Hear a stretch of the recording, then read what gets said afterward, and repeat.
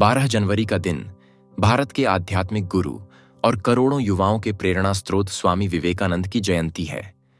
लोग उनके ओजस्वी और अनमोल विचारों को याद कर उन्हें नमन कर रहे हैं।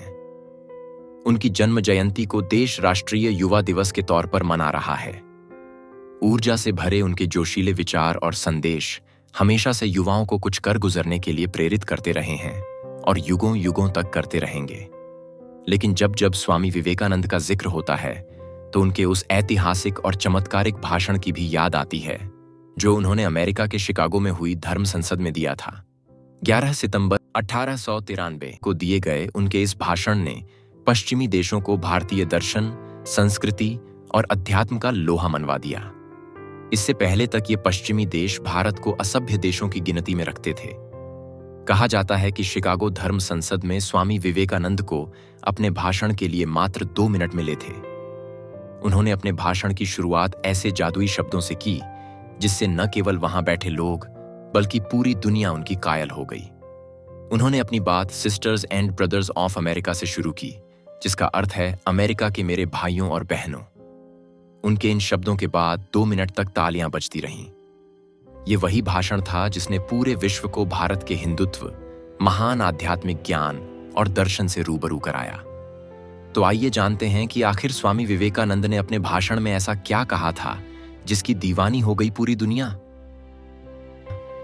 मेरे अमेरिकी भाइयों और बहनों, मैं सभी धर्मों की जननी और दुनिया की सबसे पुरानी संत परंपरा की ओर से आपको धन्यवाद देता हूं और सभी जातियों, संप्रदायों के लाखों करोड़ों हिंदुओं की तरफ से आपका आभार व्यक्त करता हूं।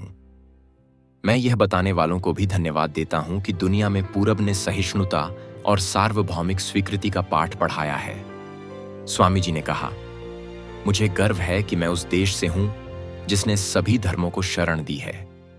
मुझे गर्व है कि मैं ऐसे धर्म से हूं जिसने पूरी दुनिया को सहिष्णुता और सार्वभौमिक स्वीकृति का ज्ञान दिया। हम विश्व के सभी धर्मों को बराबर सम्मान देते हैं। हमने अपने दिल में इज़राइल की पवित्र यादें संजो कर रखी हैं। जब रोमन हमलावरों ने उनके धार्मिक स्थानों का विध्वंस कर दिया तो उन्होंने दक्षिण भारत में आकर शरण ली। हम सताए हुए लोगों को शरण देते हैं।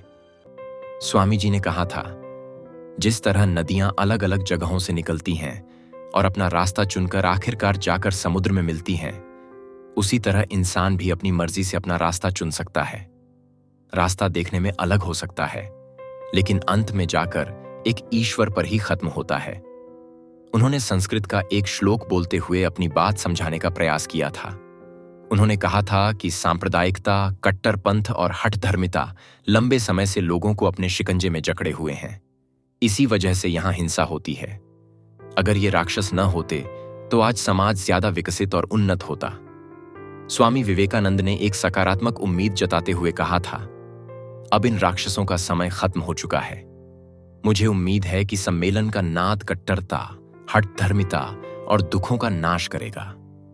यह चाहे तलवार से संभव हो या फिर कलम की धार से।